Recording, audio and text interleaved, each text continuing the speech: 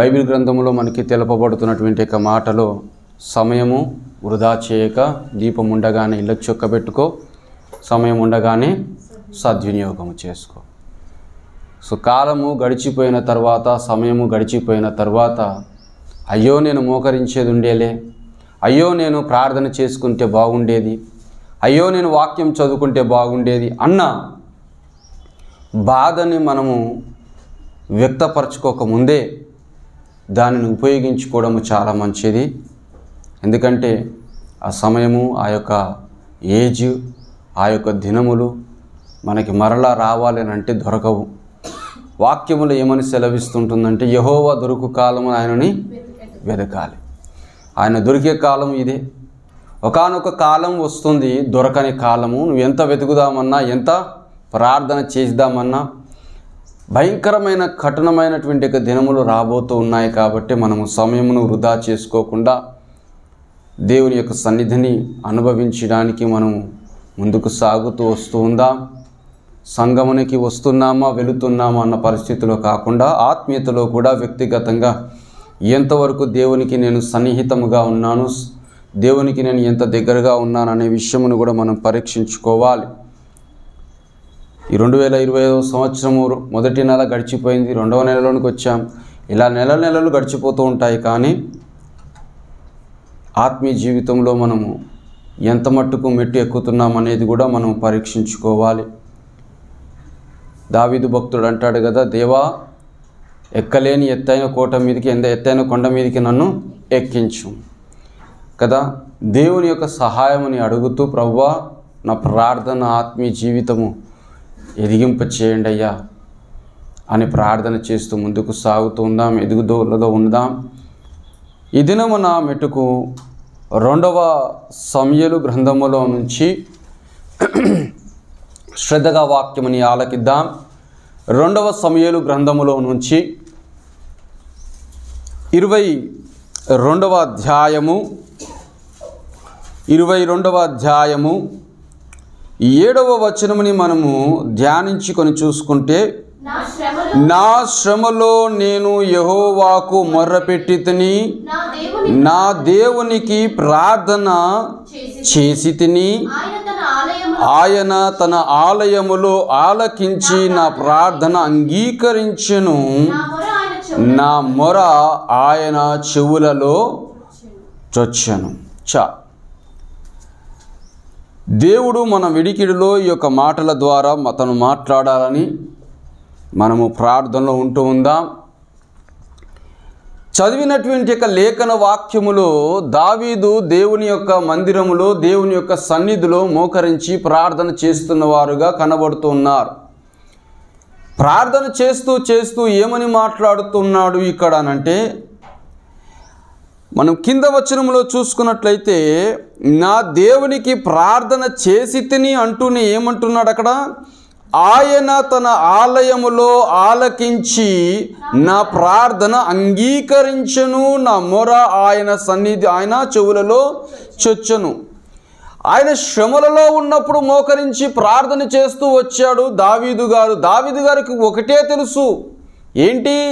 శ్రమ వచ్చిందా మనుషుల సహాయము కాదు, శ్రమ వచ్చిందా దేవుని యొక్క సన్నిధిలో మోకరించాలి, అవసరత వచ్చిందా దేవుని సన్నిధిలో మోకరించాలి, అక్కరగా ఉన్నదా దేవుని సన్నిధిలో మోకరించాలి, పాపము చేసి తినా దేవుని సన్నిధిలో మోకరించాలి. ఇది ఒకటే తెలుసు తనకి. ఆ యొక్క శ్రమలలో దావీదు భక్తుడు దేవుని సన్నిధానంలో కూర్చున్నప్పుడంట ఏమని పలుకుతున్నాడో చూడండి. ఏమని పలుకుతున్నాడు? ఆయన తన ఆలయములలో ఆలకించి. మనం అర్థం చేసుకోవడానికి ప్రయత్నం చేద్దాం. దావీదు భక్తుడు ఒక అక్నాలెడ్జ్మెంట్ ఇస్తున్నాడు అక్కడ. చూడండి, మనము కొన్ని ఎగ్జామినేషన్స్కి ఫీజు కట్టినప్పుడు మనకేమొస్తుంది? నువ్వు కట్టినావు, ఇదిగో ఇంత పైసలు కట్టినావు అని చెప్పేసి మనకేమొస్తుంది? ఒక అక్నాలెడ్జ్మెంట్ అనేది వస్తుంది. దావీదు భక్తుడు కూడా తను చేసేటువంటి ఒక ప్రార్థన స్థితినికి, ప్రార్థన సమయమునకి ఉన్నటువంటి ఒక పరిస్థితిని మనకి అక్నాలెడ్జ్మెంట్ ఇస్తున్నాడు. అక్కడ ఒక రిసెప్ట్ లాంటిది మనకి తెలుపుతూ ఉన్నాడు. ఏమని తెలుపుతున్నాడంటే, ఆయన తన ఆలయములో ఆలకించి కదా. దేవుని యొక్క ప్రెజెన్స్ని తను అనుభవిస్తూ ఉన్నాడు దావీదు భక్తుడు. చాలామంది మనము మోకరించి ప్రార్థన చేస్తాము, ప్రార్థన చేస్తున్నాము, ఆమెను పలుకుతున్నాము, వెళుతున్నాము, కానీ దేవుని యొక్క ప్రెజెన్స్ని మనము అనుభవించు వారముగా మనం ముందుకు సాగాలి. మోకరించుచున్నాము మంచిదే, కానీ అనుభవిస్తున్నావా దేవుని సన్నిధిని? దావీదు భక్తుడు చూడండి, అనుభవిస్తున్నాడు కాబట్టి అక్నాలెడ్జ్మెంట్ ఇవ్వగలుగుతున్నాడు. అక్కడ ఒక రిసిప్ట్ లాంటిది ఒక మాట మాట్లాడుతున్నాడు. ఏమని మాట్లాడుతున్నాడు? ఆయన తన ఆలయములో ఆలకించి హి వాజ్ అబ్జర్వింగ్, దేవునిని అబ్జర్వ్ చేస్తున్నాడు. తన చేసే ప్రార్థనను కూడా అబ్జర్వ్ చేస్తున్నాడు. నేను చేస్తున్న ప్రార్థన దేవుడు వింటున్నాడా? చూడండి, ఆ ప్రెజెన్స్ని మనం అనుభవించాలి. మోకరించామా, ఆమెను పలికామా, హడావుడిగా మనం వెళ్ళిపోయామనే పరిస్థితిలో కాదు మనం ఉండవలసింది. ఆత్మీయ జీవితంలో దేవుని యొక్క సన్నిధి అంటూ ఒకటి మన జీవితంలో ఉండాలి. ఆత్మీయ జీవితంలో మనమంటూ దేవునికి ఒక సమయం అంటూ గడపడం మనం నేర్చుకోవాలి. అందుకే యేసు ప్రభు వారు కూడా ఏమని చెబుతున్నారంటే, మీరు రహస్యమందున్నటువంటి ఒక తండ్రితో మాట్లాడాలంటే ఏం చేయాలి? తలుపుకి గడియ వీసి లోపల కూర్చొని రహస్యమందున్నటువంటి ఒక తండ్రితో నీవు మోకరించి ప్రార్థన చేయాలి. అప్పుడు నీవు దేవుని సన్నిధిని నువ్వు ఏం చేస్తున్నట్టు అనుభవించడం మొదలుపెట్టడం నేర్చుకుంటావు. మొదట్లో ఎవరికి రాకపోతుండొచ్చునేమో, కానీ దానిని మనం అలవాటు చేసుకోవాలి. చూడండి, చాలామందికి మనకి అలవాట్లు ఏంటి? సెల్ ఫోన్ లేనిదే చేతిలో వణికిపోతాయి, ఏదో మిస్ అయిపోయినామన్న ఫీలింగ్ ఉండిపోతుంది. పొర్రపాటున ఏడన్నా బంధువుల ఇంటికో ఏడన్నా ఫంక్షన్కో ఎక్కడన్నా వెళ్ళినప్పుడు ఫోన్ మర్చిపోయినామంటే ఎలా ఉంటుంది మనకి? వెంటనే ఫోన్ చేసి వేరే వాళ్ళది తీసుకొని ఏమని చెప్తాను, నేను ఫోన్ మర్చిపోయినా, మళ్ళా వచ్చి తీసుకుంటాను అని. రిటర్న్ వచ్చన్నా తీసుకుంటాము, లేకపోతే పంపించమన్నా చెప్తాము. అదే నువ్వు బైబిల్ మర్చిపోతే మళ్ళీ వారం తీసుకుందాము, ఇంకో బైబిల్ అయితే ఉంది కదా, ఇంకో ఫోన్ మనకి లేదు కాబట్టి అలా ఉండిపోతున్నాం. ఫోన్ అనే దానికి మనం ఎంత అడిక్ట్ అయిపోతున్నామో దానికంటే అడిక్ట్గా మనము దేవుని యొక్క సన్నిధిలో మనము సమయమును స్పెండ్ చేయడం మనం నేర్చుకోవాలి. దావీదు భక్తునికి ఒకటే తెలుసు, దినమునకి 7 మార్లు మోకరించడం మాత్రమే తెలుసు. శ్రమలు వచ్చాయో మోకరించడం తెలుసు. మోకరించడం ఒకటే కాదు, తనకు ఒకటి అలవాటు ఉన్నది. ఏంటనంటే దేవుడు తన ప్రార్థనని ఆలకిస్తున్నాడా లేదా, ఆలకించిన దానికి దేవుడు నాకు సమాధానం ఏమని చెబుతున్నాడు, ప్రతిదీ కూడా అబ్జర్వేషన్లో ఉన్నాడు. మనం అది నేర్చుకోవాలి. అది వరకు ఇదే వచనముని నేను వాక్యముని సందేశం చెప్పాను, కానీ అప్పుడు చెప్పినప్పుడు ఏ వాక్యం చెప్పానో తెలుసు, ఇదే వచనంలో నుంచి శ్రమల గురించి చెప్పుకుంటూ వచ్చాను. ఈ నిన్నటి దినమున నేను వాక్యముని చదువుతున్నప్పుడు ధ్యానం చేయడానికి చూస్తున్నప్పుడు ఇదే వచనముని తట్టినప్పుడు శ్రమలు అనేటువంటి ఒక పదముని కాస్త కిందికి వస్తే నాకు ఒక అబ్జర్వేషన్లో కనబడినటువంటి ఒక మాట, ఆయన తన ఆలయములలో ఆలకించి నా ప్రార్థన అంగీకరించును కదా. మన ప్రార్థన కూడా దేవుడు అంగీకరిస్తున్నాడా లేదా అనే విషయం కూడా మనము గ్రహించాలి కదా. దవదవ ప్రార్థన చేసుకొని ఆమెన్ అని వెళ్ళిపోతూ ఉంటాం.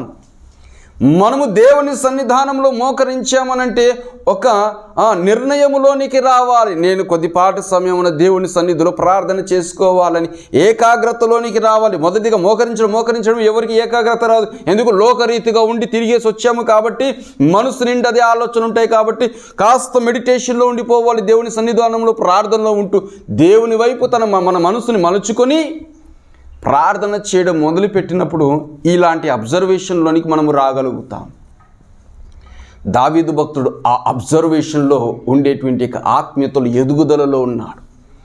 ఆ ఆత్మీయతలో ఉండిపోయిన వాడుగా ఉన్నాడు. ఇదే మాటని మనకి కీర్తనలు ఉండేటువంటి ఆ యొక్క గ్రంథములో ఉంటుంది. చూడండి, కీర్తనల గ్రంథము 18వ కీర్తన 6వ చరణముని మనము చూసుకుంటే అక్కడ కూడా ఇదే మాట మనకి రాయబడుతున్నటువంటి ఒక మాట, నా శ్రమలలో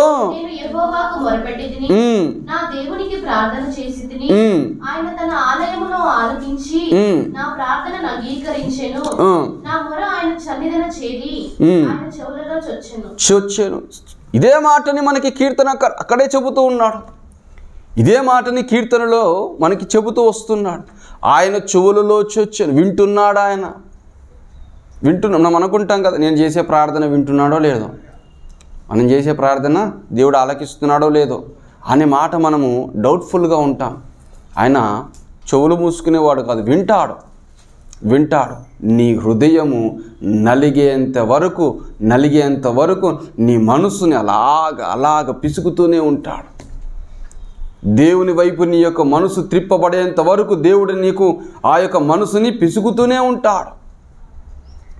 దేవుడు తప్పక వినువాడై ఉన్నాడు. కీర్తనలలో ఉంటుంది మనకి, చూద్దాం. 94వ కీర్తన 9వ చరణములో మనకు ఒక మాట రాయబడుతుంది. అది చూడండి. చెవులను కలగజేసిన వాడు వినకుండునా చాలు. చెవులని కలగజేసిన వాడు, ఎవరు కలగజేశారండి చెవులని? మనకి ఇక్కడ అర్థమవలసిన మాట, మనిషిని ఎవరు తయారు చేశారు? దేవుడే మట్టి ముద్దను తీసుకొని ఆదాముని తయారు చేసినటువంటి ఆ దేవుడే, తల్లి గర్భములో మనల్ని నిర్మించినటువంటి ఆ దేవుడే, అవయములను ఇచ్చినటువంటి ఆ దేవుడే ఏమంటున్నాడండి కీర్తనకారుడు? చెవులను కలగజేసిన వాడు ఆయన వింటాడు నీ ప్రార్థనని. మనకి మెయిన్ రీజన్, మనం మెయిన్ పెట్టుకోవాల్సినటువంటి ఒక పాయింట్ ఏంటంటే, దేవుని యొక్క సన్నిధానంలో నీవు కూర్చున్నప్పుడు దేవుని యొక్క సన్నిధిని నువ్వు అబ్జర్వ్ చేయడం నువ్వు నేర్చుకోవాలి. దేవుని సన్నిధిని నువ్వు అనుభవించడం నేర్చుకోవాలి. 120 మంది మేడగది మీద మోకరించి ప్రార్థన చేసినప్పుడు పరిశుద్ధాత్మ నింపుదల వారి మీదికి కుమ్మరించబడినప్పుడు దేవుని సన్నిధిని వారు అనుభవించడం నేర్చుకున్నారు. అగ్ని జ్వాలల వంటి నాలుకలతో వారి మీదికి విభాగింపబడి దిగబడినప్పుడు, అన్య భాషలతో వారు మాట్లాడుతున్నటువంటి ఒక సందర్భంలో అనేక మంది వేరే ప్రాంతం వారు వచ్చి ఏమని మాట్లాడుతున్నారు? వీరు త్రాగుబోతులు, వీరు ఏదేదో భాష మాట్లాడుతున్నారు అనేటువంటి ఒక మాట మాట్లాడితే పేతురు ఏమని మాట్లాడుతున్నారు? వీరు త్రాగలేదయ్యా, ఇది మిట్ట మధ్యాహ్నం, పగలైన రాత్రైనా అయిపోలేదు. ఇది దేవుని యొక్క ఆత్మ నింపుదలతో భాష మాట్లాడుతున్నారు. దేవుని యొక్క సన్నిధిని అనుభవించడం నేర్చుకున్నారు వాళ్ళు. దేవుడు వినువాడై ఉన్నాడు, దేవుడు మాట్లాడువాడై ఉన్నాడు.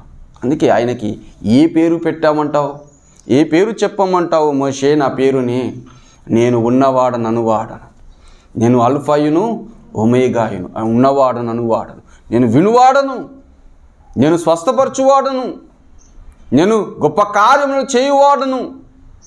దేవుడు అన్నీ చేయువాడై ఉన్నాడు.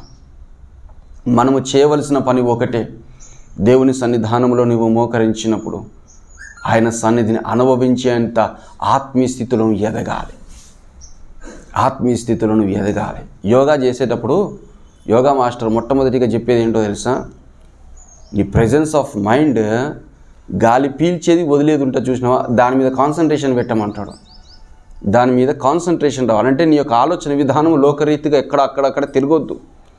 యోగా చేస్తున్నప్పుడు యోగా మీదనే ఉండిపోవాలి. నీ యొక్క మనసు గాలి పీలుస్తుంది వదులుతుంది అనే ఆ యొక్క దాని మీద కాన్సన్ట్రేషన్లోనికి రావాలి. నీ ఎలా చెబుతున్నారో దేవుని సన్నిధానంలో నువ్వు మోకరించినప్పుడు దేవుని యొక్క సన్నిధిని అనుభవించడం, దేవునికి అతి సమీపముగా దగ్గరగా ఉండి చేరువై ఉండేటువంటి ఆత్మీయ స్థితిలోనికి నడిపింపబడే ఆత్మీయతలోనికి నీవు రావాలి.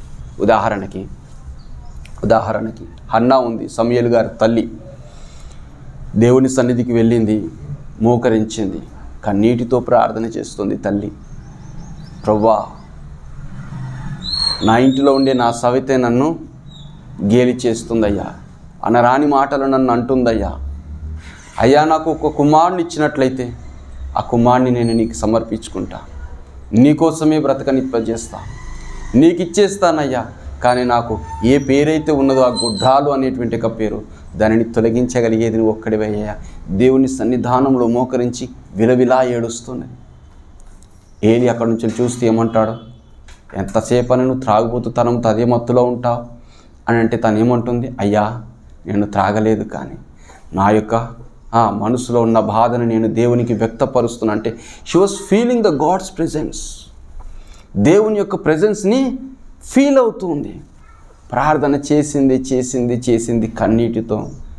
వెళ్ళేటప్పుడు తెలియని ఆనందంతో ఇంటికి వెళుతుంది. ఎందుకో తెలుసా? తనకు ఒక నిశ్చయత వచ్చింది. ఏంటి? తప్పక దేవుడు ఇస్తాడు. ఆ ప్రెజెన్స్లోనికి రావాలి. మనం ఆ ప్రెజెన్స్ని అనుభవించువారముగా మనం ఉండాలి. ప్రార్థన చేస్తున్నామనంటే ఏదో చేస్తున్నామా వెళ్ళిపోతున్నామనే పరిస్థితుల్లో నుంచి మానివేసుకొని మోకరించామనంటే ఒక ధ్యానంలోనికి వెళ్ళాలి. దేవునికి అతి సమీపమైన వారముగా మనం ఉండాలి. దేవుని సన్నిధానంలో ప్రార్థన అనగానే ఏదో 4 మాటలు మాట్లాడేసి హడావుడిగా వెళ్ళిపోయే పరిస్థితుల నుంచి మానుకొని దేవుని యొక్క సన్నిధిలో మోకరించడం అనే అలవాటులోనికి మనం నేర్చుకోవాలి. ఇంతకాలం నువ్వు ఎలా ప్రార్థన చేసావో నాకు తెలియదు, కానీ ఈ కాడి నుంచి ఈ సందర్భములో నుంచి ఈ దినము నుంచి దేవుని సన్నిధానంలో మోకరించి, మొదట్లో మోకరించడం వెంటనే కాన్సన్ట్రేషన్ రాదు, but feel his presence, try to understand his presence. ఆ ప్రెజెన్స్ని అనుభవించడానికి మనసుని ఏకాగ్రతలోనికి నడిపించినట్లయితే దావీదు వలె నీవును దేవుని సన్నిధిని అనుభవించడం నేర్చుకుంటావు.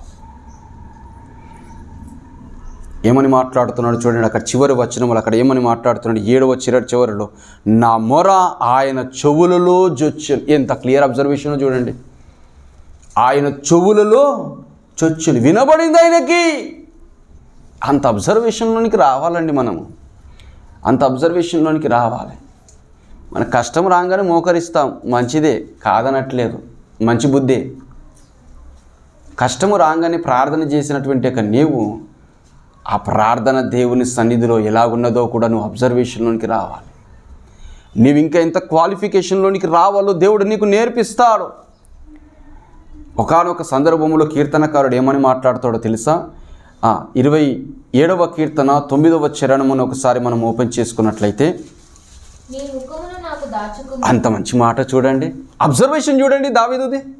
దేవా నీ ముఖముని నాకు దాచకము ప్రభువా. నువ్వు దాచిపెట్టుకున్నట్లయితే నేను బ్రతకలేనయ్యా. నువ్వు ఎందుకు మూసుకుంటున్నావు అయ్యా ముఖముని? చిన్నపిల్లలు ఆడతారు చూడండి, ముఖముని మూసుకొని బౌ అని అంటారు. ఆ ఆట కాదు, మనసులో వేదన బాధ ఉండిపోయింది దావీదుకి. వేదనతో మాట్లాడుతున్నాడు, ఏమని? దేవా నీ యొక్క ముఖముని ఎందుకు దాచుకుంటున్నావు ప్రభువా? నాదేమన్నా తప్పు ఉంటే నన్ను క్షమించి నాకు సరిచేయి, కానీ నాకు దయచేసి దూరముగా ఉండకయ్యా.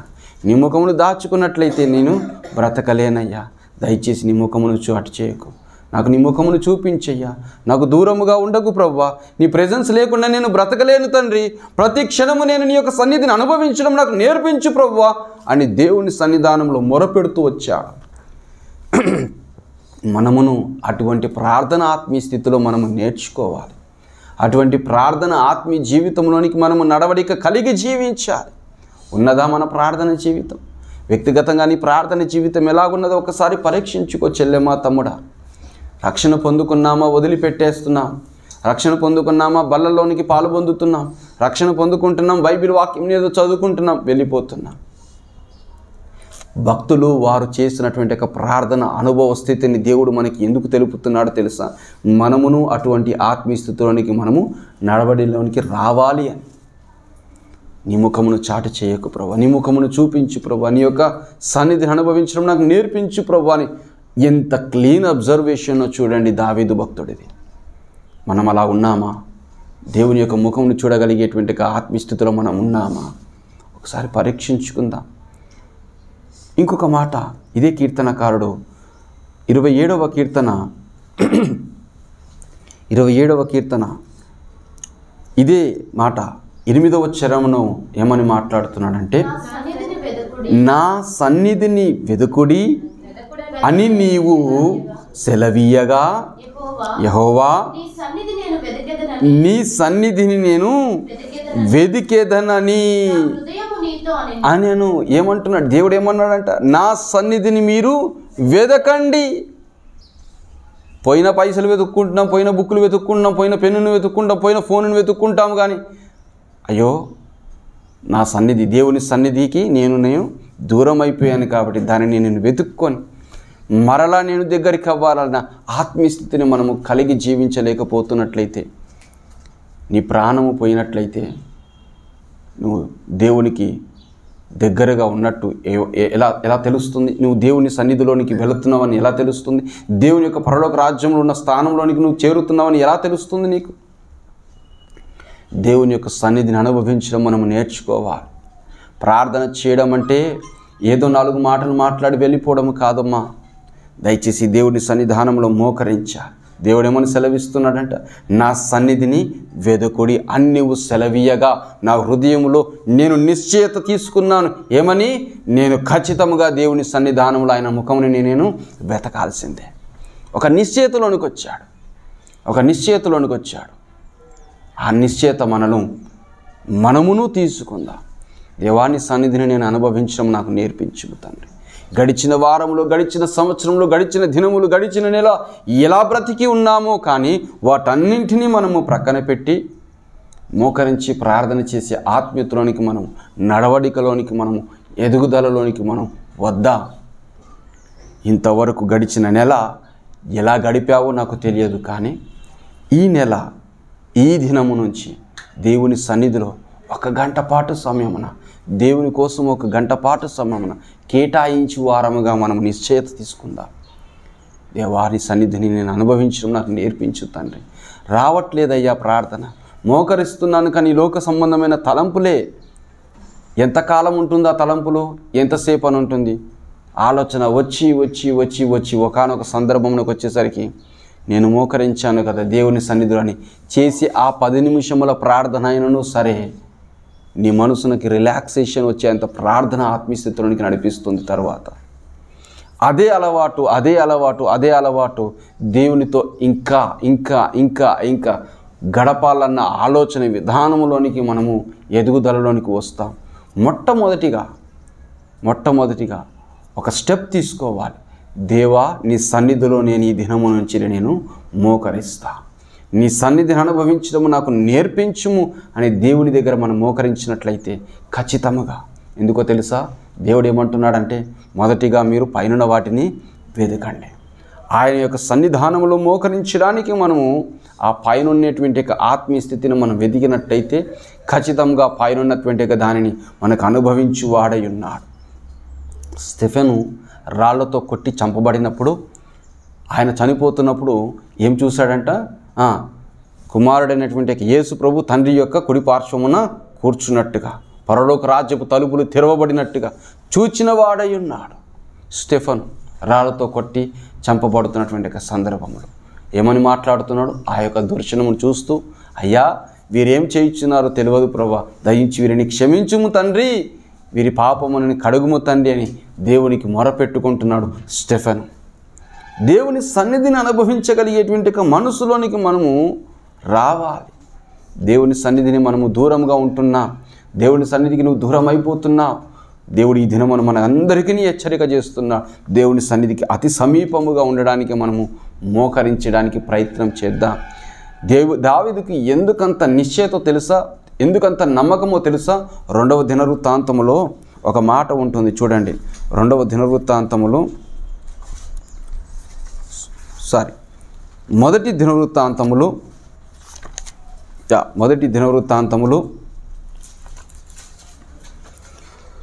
29వ అధ్యాయము 12వ వచనముని మనము చూసుకున్నట్లయితే 29వ అధ్యాయము 12వ వచనమును మనము చూసుకున్నట్లయితే ఏమని వ్రాయబడి ఉన్నది అక్కడ? ఐశ్వర్యమును గొప్పతనమును నీ వలన కలుగును. ఏమని మాట్లాడుతున్నాడండి? ఐశ్వర్యమును గొప్పతనమును నీ వలననే కలుగుతుంది ప్రవ్వా.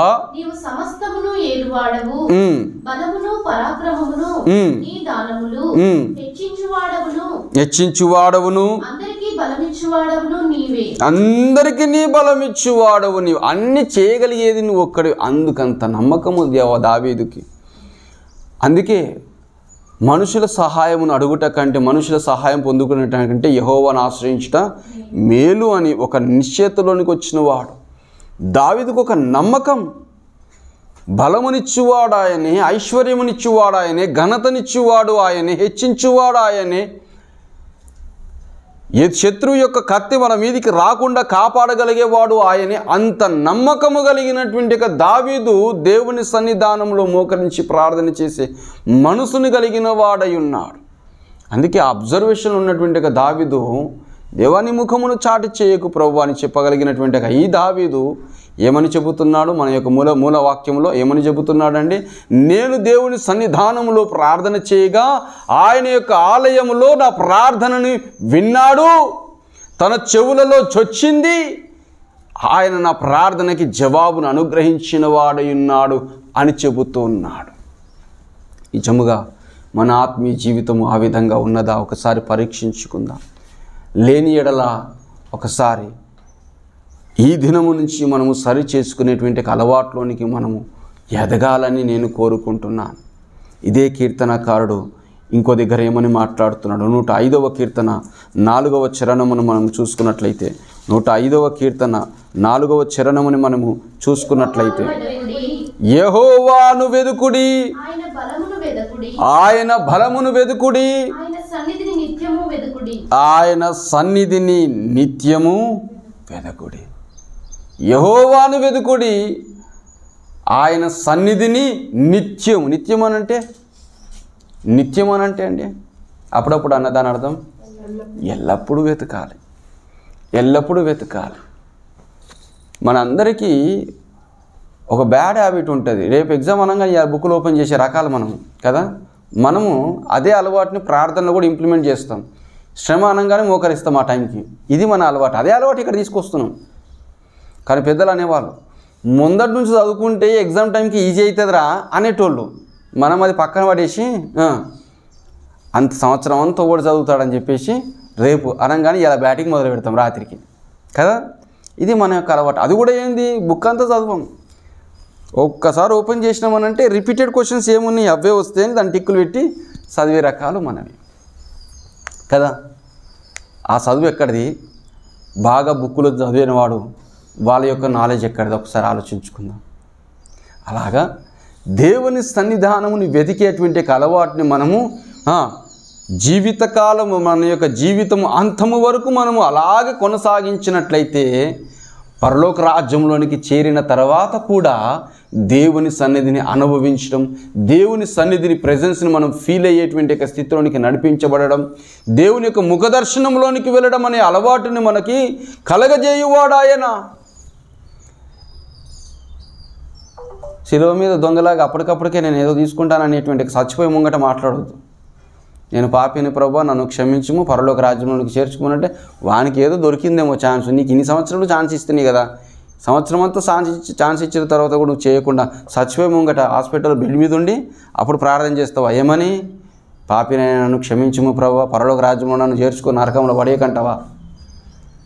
జీవితాంతమును దేవుడు నీకు సమయమునిస్తున్నాడు. ఆయన సన్నిధానంలో నీవు మోకరించి నీ శ్రమలే కావచ్చు, కష్టములే కావచ్చు, దుఃఖములే కావచ్చు, ఏదైనాను సరే ఆయన సన్నిధానంలో మోకరించి ప్రార్థన చేస్తూ ఆయన సన్నిధిని అనుభవించడం అనే మాటని మనము నేర్చుకోవాలి. అబ్రహాము గారి ఇంటికి ముగ్గురు దేవుని దూతలు వచ్చినప్పుడు అబ్రహాము గారు అబ్జర్వ్ చేశాడు. వీరు దేవుని యొక్క దూతలు అని అబ్జర్వ్ చేసి వారిని ఇంటికి పిలిచి, నా ఇంటిని దాటిపోవుకు ప్రభువా, మా ఇంటికి రా అని వారిని కూర్చోబెట్టి వారికి భోజనం ఏర్పాటు చేసిన వాడై ఉన్నాడు. మనమైతే గుర్తుపట్టం, ఎందుకు ఆ అనుభవం లేదు కదా. ఎవడో వచ్చిండు ఎవడో పోయిండు అనే ఫీలింగ్లో మనం ఉంటాం. కానీ అబ్రహాము గారు అనుభవించగలిగిన వాడై ఉన్నాడు. దేవుని యొక్క ముఖదర్శనం చూచిన వాడై ఉన్నాడు. దేవుని యొక్క సన్నిధిని అనుభవిస్తూ నడిచిన వాడై ఉన్నాడు. బైబిల్ గ్రంథమును మనకి ఆది కాండములో మనము చూసుకుంటే హానోకు దేవునితో నడిచాను, నోవాహు దేవునితో నడిచాను. అది మళ్ళా మామూలుగా ఉండదు. అక్కడ 900 సంవత్సరములు 600 సంవత్సరములు మనకు ఒక దినము నడవడానికే మనకి కింద మీద అవుతుంది. వారు సంవత్సరాలు దేవునితో నడిచిన అనుభవం వారికి ఉండిపోయింది. మనం అలా ఉంటున్నామా? ఒకసారి పరీక్షించుకుందాం. దేవుని యొక్క సన్నిధిని అనుభవించడం అంటే నువ్వు మోకరించి ప్రార్థన చేసి దేవుని సన్నిధానంలో విలపించుచు మోకరించి ప్రార్థన చేస్తూ దేవునిని అనుభవించడం మనము నేర్చుకోవాలి. ఆషామాషి కాదమ్మా క్రైస్తవ జీవితం అంటే. మోకరించి ప్రార్థన చేస్తేనంట నీ శత్రువులు ఎదుట అదే మోకాలని దేవుడు నిలబెట్టు వాడై ఉన్నాడు భక్తుడు చెబుతున్నాడు. కొంతమంది భక్తులదైతే ఒంటె మోకాళ్ళ ప్రార్థన అనుభవం ఉన్నది వారికి. భక్త సింగ్ అంకుల్ గారు మోకరించి ప్రార్థన చేస్తానంట ఆ మోకరించినటువంటి ఒక ప్రదేశం ఏకంగా గుంతలు పడిపోయినాయి.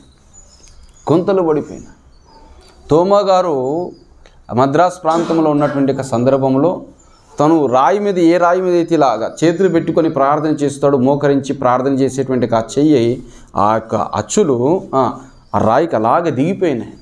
అన్ని గంటలు ప్రార్థన చేసే అనుభవం వారికి ఉన్నది. మనకి గంట కాదు కానీ కొద్దిపాటి సమయం కూడా మోకరించలేకపోతున్నాం కదా. మోకరించిన 10 నిమిషాలకి 10 సార్లు వదులుతాం. ఈ మోకాలు నొప్పి వస్తుందని ఈ మోకాలు నొప్పి వస్తుందని ఈ మోకాలు కదా, ఇట్లా మోకరించలేకపోతున్నాం, అలసిపోతున్నాం. దేవుని సన్నిధిలో మోకరించి ప్రార్థన చేసుకునే అలవాటు మనము నేర్చుకుందాము. తల్లులు, తమ్ముళ్ళు, ఇంకొక చిన్న మాట మీకు చెప్పి నేను ముగించేస్తాను. చూడండి, ఇదే మాటని మనం ఒక మాటగా మనం గమనిస్తే, సౌలు భక్తుడు, సౌలు రాజు ఉన్నాడు కదా, ఎవరు? ఇజ్రాయేలు ప్రజలకి రాజుగా ఉన్నటువంటి ఒక సౌలు. ఆయన కూడా దేవుని సన్నిధిలో మోకరించాడంట, దేవుని యొక్క సన్నిధిని మోకరించాడంట. ఊరిమితోమైనను దేవుని యొక్క కళల ద్వారానైనను ఏమన్నా దర్శనములు ఇచ్చి దేవుడు మనకి నాకు సమాధానము చెబుతాడేమో అనే ఉద్దేశముతో ముందుకొచ్చాడంట. కానీ దేవుని యొక్క సన్నిధిని అనుభవించలేకపోతున్నాడు. కారణం ఏంటి? దేవుడు తనకి దూరం అయిపోయిన వాడై ఉన్నాడు. ఒకానొక దినమున మనకి ఒకవేళ దేవుడు దూరం అయిపోతే బ్రతకలేమమ్మా, బ్రతకలేం. దేవుడు ఎంత చక్కటి వాడనంటే, నీ తల వెంట్రుకలలో ఒక్కటైనను రాలినట్లయితే ఆయనకి తెలవకుండా రాలనే రాలేదు అని చెబుతున్నాడు. ఆయనకి తెలవకుండా ఒక్కటైనను రాలేదని అంటున్నాడు. సౌలు రాజు దేవుని సన్నిధిలో మోకరించాడు. మోకరించి సమాధానం కోసం ఎదురు చూస్తున్నాడు. దొరకటంలే. ఒకసారి మనం అది తెలుసుకుందాము. మొదటి రాజుల గ్రంథం అనుకుంటాను, మొదటి సమూయేలు గ్రంథము 28:5. మొదటి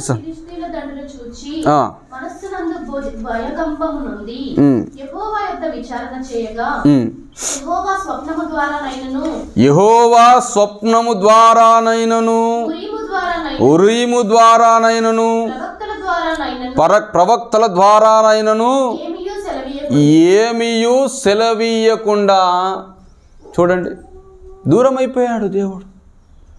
దేవుని సన్నిధిని అనుభవించలేకపోతున్నాడు సౌలు. కలల ద్వారానైనా మాట్లాడతలేడు, ప్రవక్తల ద్వారా నుంచి మాట్లాడడం మొదలు పెట్టడం లేదు, ఉరిమి ద్వారానైనా మాట్లాడడం లేదు. ఏంటి ప్రభువా? ఎలాంటి పరిస్థితికి వెళ్ళిపోయిందో తెలుసా? కర్ణపిశాచి వారి దగ్గరికి వెళ్ళి దేవుని యొక్క చిత్తం ఏందో తెలుసుకోవాలన్న ఆ యొక్క దిగజారిపోయే పరిస్థితిలోనికి వచ్చాడు సౌలు రాజు. కారణం ఏంటంటే, there is a disobedience between God and Saul. దేవుడు చెప్పినటువంటి ఒక మాటకి అవిధేయత చూపించిన వాడు సౌలు రాజు. ఆ డిసోబీడియన్స్ ఏదైతే దేవునికి సౌలుకి మధ్యలో ఒక సంఘటన జరిగిందో, దేవుడు అప్పుడే సౌలు రాజుని వదిలిపెట్టిన వాడుగా ఉన్నాడు.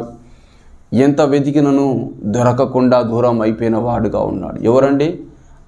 సౌలు రాజు దేవుని చేత అభిషేకమును పొందుకున్నవాడు, సమూయేలు ద్వారా అభిషేకమును పొందుకున్నవాడు, దేవుని చేత ఎన్నుకోబడినవాడు, రాజుగా ఉన్నటువంటి వాడు, మొదటి రాజుగా ఉన్నవాడు ఇశ్రాయేలు ప్రజలకి. కానీ దేవుని యొక్క హృదయంలో నుంచి తీసివేయబడిన వాడుగా ఉన్నాడు. కారణం డిసోబీడియన్స్. దయచేసి సంగమా, దేవుని సన్నిధానంలో మనం మోకరించుదాం. దేవుని యొక్క సన్నిధానంలో మోకరించి ప్రార్థన చేయువారముగా ఉందాం.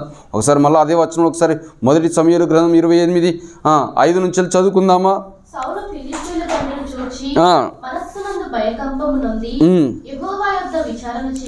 యెహోవా యొద్ద ఏం చేశాడంట? విచారణ చేశాడు. ఇదే దావీదు భక్తుడు శ్రమలలో, నా శ్రమలు, ఇందాక మనం చదువుకున్నామే 2వ సమూయేలు గ్రంథము 22వ అధ్యాయం 7వ వచనం ఏమో చదువుకున్నాం. నా శ్రమలలో నేను దేవుని సన్నిధానంలో మోకరించి ప్రార్థన చేయగా ఆయన యొక్క సన్నిధానముని నేను అనుభవించుచున్నాను, నా ప్రార్థన చెవులలో చొచ్చి ఉన్నది. ఎలాగ చెప్పగలిగినాడు సౌలు రాజు? చెప్పలేకపోతున్నాడు. అక్కడ చదువుకుందాం. మొదటి సమూయేలు గ్రంథము 28:5 నుంచి ఏమో చదువుకుంటున్నాం. యెహోవా యొద్ద విచారణ చేయగా యెహోవా స్వప్నము ద్వారానైనను ఊరీము ద్వారానైనను కలల ద్వారానైనను ఏమీయూ సెలవీయటం లేదు. దూరం అయిపోయింది దేవుని సన్నిధి. దయచేసి సంగమా, నీ ప్రార్థన ఆత్మీయస్థితి ఎలాగున్నదో ఒక్కసారి నీకు నీవు మోకరించి పరీక్షించుకొని చూసుకో. దావీదు భక్తుడు అంటాడు కదా, ప్రభువా నా హృదయం ఎలాగున్నదో పరీక్షించుము, పరిశీలించుము, పరిశోధించుము కదా. పరీక్షించి పరిశీలించి పరిశోధించుము. ఒకవేళ నేను సరిలేకపోతే నన్ను సరిచేయ్యా అని దేవుని సన్నిధానంలోనే, దేవుని చేతిలోనే నలిగిపోవడానికైనాను, ఎత్తబడడానికైనాను, ఆశీర్వదించబడడానికైనాను, ఏ దానికైనాను నాకు దేవుడే కావాలన్న నిశ్చయత కలిగిన వాడు దావీదు భక్తుడు. మనకి శ్రమ రాగానే దూరం అయిపోతున్నా, దరిద్రత రాగానే దూరం అయిపోతున్నా. ఎప్పుడూ సుఖ సంతోషములతో కూడుకున్న ఆత్మీయస్థితినే మనము కలిగి జీవించడానికి ఇష్టపడుతున్నప్పుడు దుఃఖము, శ్రమ రాగానే దూరం అయిపోయేటువంటి ఒక బ్రతుకు జీవితము ఎంతో నాశనమును తెస్తుంది. మనం అనుకునొచ్చు, నాకేనా ఈ శ్రమ అంటే నీకే కాదమ్మా. దావీదు భక్తుడు కూడా తన యొక్క జీవితంలో శ్రమలను అనుభవించిన వాడై ఉన్నాడు. అబ్రహాము కూడా తన యొక్క జీవితంలో శ్రమలను అనుభవించిన వాడుగా ఉన్నాడు. ఏలియా కూడా తన యొక్క జీవితంలో శ్రమలను అనుభవించిన వాడుగా ఉన్నాడు. శ్రమ లేకుండా ఆత్మీయ జీవితము లేదు, శ్రమ లేకుండా క్రైస్తవ జీవితము లేదు. ఎందుకు శ్రమనిస్తున్నాడో తెలుసా? దేవుడు తనంటూ ఒకడు ఉన్నాడని నీకు గుర్తు చేయడానికి ఒక శ్రమనిస్తుంటాడు. తనంటూ ఒకడు ఉన్నాడు, నీకు సహాయం చేస్తున్నాడు అనేటువంటి ఒక మాటను తెలియచేయడానికి దేవుడు నీకు శ్రమనిస్తూ ఉంటాడు. తనకి నీవు దగ్గరగా ఉండాలని ఒక శ్రమనిస్తూ ఉంటాడు. దేవుని సన్నిధిని మోకరించి ప్రార్థన చేసే అలవాటు మనము నేర్చుకుందాం. ఈ దినము నుంచి మోకరించి ప్రార్థన చేసేటువంటి నీ ఆత్మీయ జీవితము ఈ దినము నుంచి ఒకానొక దినమున నువ్వు సాక్ష్యం చెప్పాలి. తమ్ముడా, చెల్లా, ఏమని తెలుసా? నేను దేవుని సన్నిధిని అనుభవించడం నేర్చుకున్నాను, ఆయన యొక్క ప్రెజెన్స్ని నేను ఫీల్ అవుతున్నాను అన్న యొక్క సాక్ష్యమును చెప్పగలిగే ఆత్మీయస్థితిలోనికి రావాలని నేను కోరుకుంటున్నాను. మోకరించుకుందాం, ప్రార్థన చేసుకుందాం, వేడుకుందాం, దేవుని దగ్గర క్షమాపణ అడుగుదాం. గడిచిన నెలలో నువ్వు ఎలాగున్నావో నాకు తెలియదు, కానీ ఈ దినము నుంచి వెళ్ళి దేవా, నేను నీ సన్నిధిని అనుభవించగలిగేటువంటి ఆత్మీయస్థితిలోనికి నన్ను బలపరచుము తండ్రి అని వేడుకుంటూ ముందుకు సాగుతూ ఉందాం. హల్లెలూయా, హల్లెలూయా, హల్లెలూయా. ప్రభువా, నీకు వందనాలయ్యా, వందనాలు, వందనాలు, వందనాలు, వందనాలు, వందనాలు, వందనాలు. ప్రేమ కలిగిన మా ప్రభువా, పరిశుద్ధమైన మా తండ్రి, నీ సన్నిధిలో బ్రతకడం మాకు నేర్పించాను. కేవలం ఏదో నామకార్థముగా మోకరించి ప్రార్థన చేసి వెళ్ళిపోయే అలవాటు మేము కలిగి ఉన్నాం. అలా కాకుండా నీ సన్నిధిని అనుభవించచ్చు ముందుకు సాగుతూ ప్రార్థన చేయగలిగే ఆత్మీయ స్థితిని మాకు అనుగ్రహించండి. పరిశుద్ధాత్మ నింపుదల దయచేసి మాకు అనుగ్రహించండి. ఈ దినమున వినిపించిన వర్తమానపు వాక్యం ఇదిగో తండ్రి, మీ బిడ్డలందరికీ నా రాజా ఆశీర్వాదకరంగా ఉండడానికి సహాయం దయచేయండి. చెప్పబడిన లేఖన వాక్యములు ఏమన్నా తప్పిదములు దొరికినట్లయితే దయించి క్షమించండి అయ్యా. నా నోటి మాట నన్ను సరిచేయండి, మీ బిడ్డలని సరిచేయండి.